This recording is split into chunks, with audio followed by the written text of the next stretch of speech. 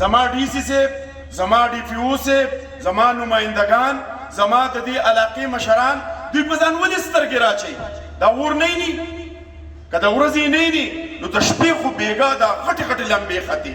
که څوک معمولي د پولي او د غستن ونه کي نو لیوي والا پسې راغلي دروازه وتړوي او سره د ښځو یې تراڼۍ ته راوړي. وایي دلته په دې وطن کې قانون شته. نو زه د دې قانون نه دغه تپوس کوم که د سړي سره د معمولي غونډه کې دومره چرت وسره هغه د ښځې د خوا نه د کوټې نه راوباسي، دا پولیس یې راوباسي. قدرمندو مشرانو کشرانو، السلام علیکم ورحمت الله وبرکاتہ. اول خو انجینیر صاحب ستاسو د صدر صاحب ډېره زیاته شکریه ادا کوم چې دا مشران او همزول یې راوغوښته او د الله تعالی شه په مسایلو باندې تاسو خبره کوئ. یو خو زمونږ چونکې په 5 بجې د پارټۍ پروګرام دی نو زمونږ د زیاتتر ملګري چې کوم دي نو موږ وایي چې موږ خپله خبره وړاندې وکړو، موږ خپل پروګرام له وشو ځکه چې دا ټایم او هغه یو ټایم و خو د دې علاقې خبره وه نو موږ دا موضوع وګڼله چې یاره د علاقې دا پروګرام له اوله اټینډ کړو. خیر دی که هغه لږ ایثار شي هغه د پارټۍ خبره ده نو دغه ملګري زموږ ناست دي، موږ به هلته ورځو. زه به یو 2-3 خبرې کول غواړم. انجینیر صاحب د ټولو نه زیاته غټه ګیله چې کومه ده دا زه د خپل ولس نه کوم.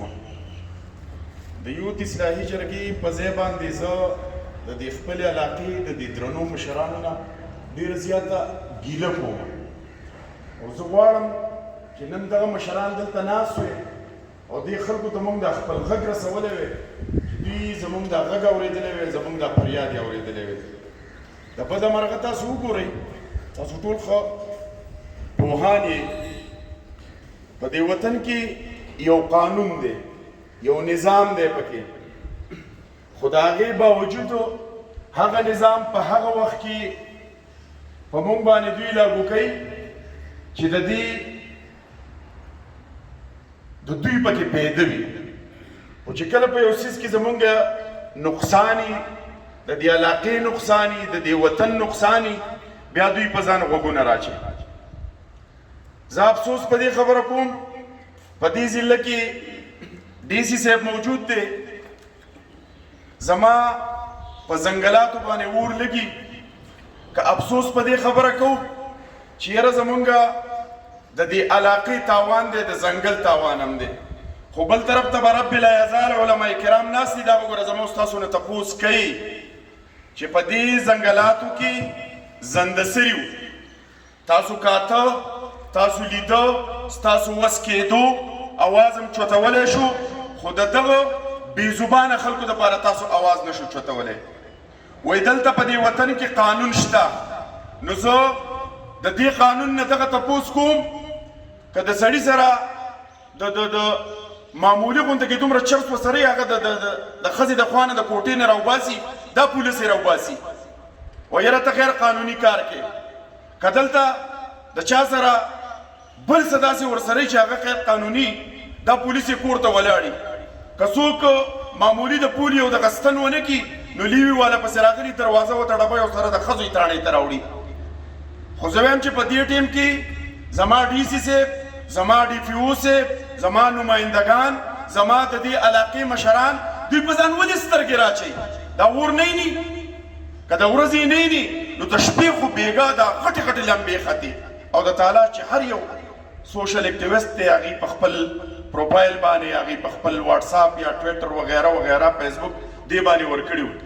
خو زه ګیله نه د ډي سي نه کومه او نه د ډي پي او نه ګیله کومه، زه ګیله د خپل وکیل صاحب نه کومه، زه د خپلو مشرانو نه کومه، د دې علاقې د نمایندګانو نه کومه چې یا مشرانو تاسو مونږ ته څه ښیئ؟